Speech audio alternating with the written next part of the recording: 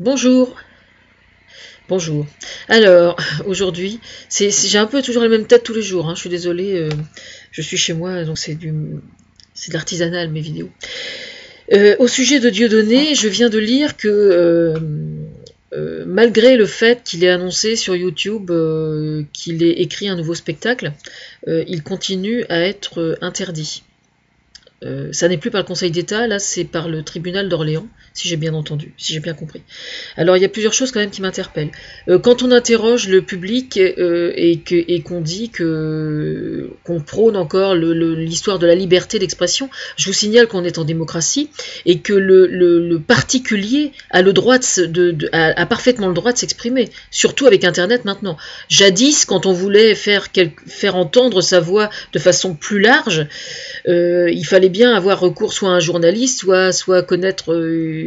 Moi j'ai fait une émission il y a une dizaine d'années, par exemple, personne ne me connaissait, par l'intermédiaire de France Inter pendant 1 heure, c'était une chance absolument inespérée, il n'y avait pas encore d'internet à cette époque-là, j'étais bien contente de l'avoir.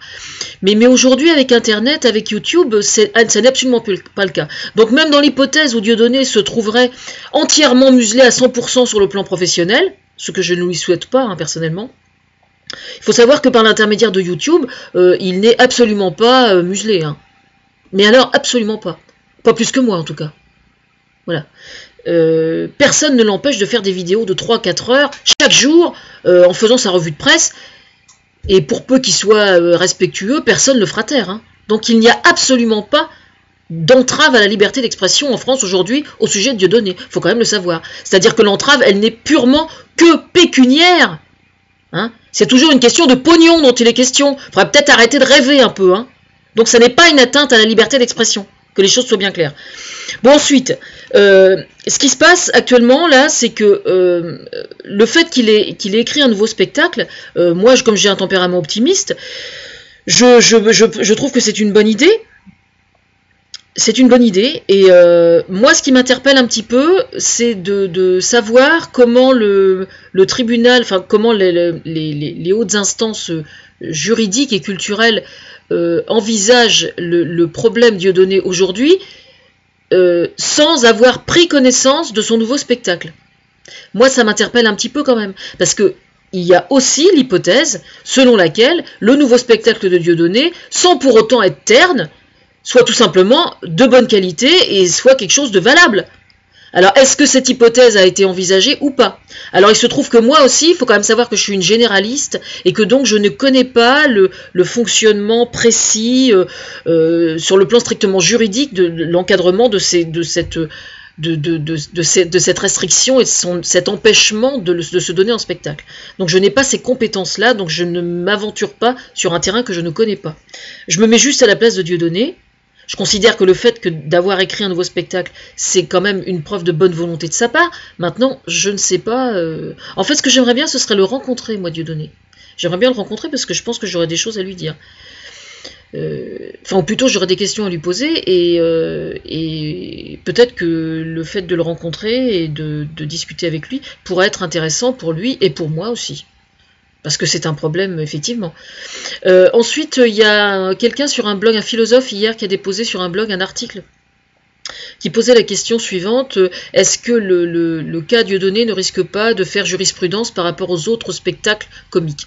Alors sur ce plan, je tiens à préciser que je ne suis, moi, absolument pas inquiète. Non, parce que moi je connais des tas d'autres comiques qui utilisent cette ficelle-là aussi. Simplement, c'est du second degré et pas du premier degré. On en revient toujours là. Et je remarque, moi, sur les commentaires, notamment sur les commentaires de mes vidéos sur YouTube, des gens qui sont vraiment pas... Des gens intelligents et subtils qui sont pour Dieudonné et qui me font des remarques tout à fait pertinentes et intéressantes, et puis d'autres qui sont carrément de la merde et donc je les supprime. Parce que je ne suis pas sur... moi, je fais ce que je peux gratuitement. C'est pas pour me faire insulter. Il faut me prendre pour une conne non plus.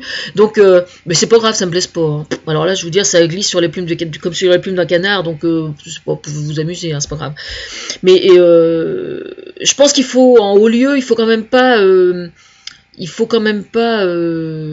sous-estimer le fait que Dieudonné peut aussi est un homme très intelligent. C'est pas parce qu'il a un petit peu de merde dans le fond du cerveau, ça reste pas moins que c'est un homme très intelligent, qui a un potentiel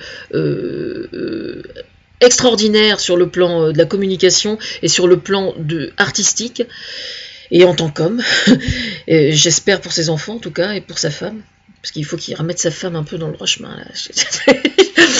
Les femmes doivent surveiller les hommes, mais je crois que les hommes doivent surveiller les femmes aussi.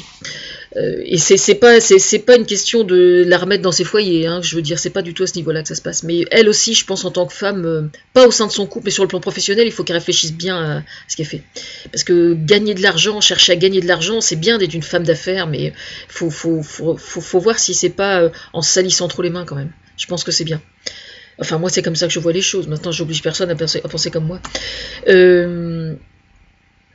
Enfin voilà, oui, je pense qu'il faudrait en haut lieu quand même ne pas omettre l'hypothèse selon laquelle le nouveau spectacle de Dieudonné soit peut-être quelque chose d'intéressant.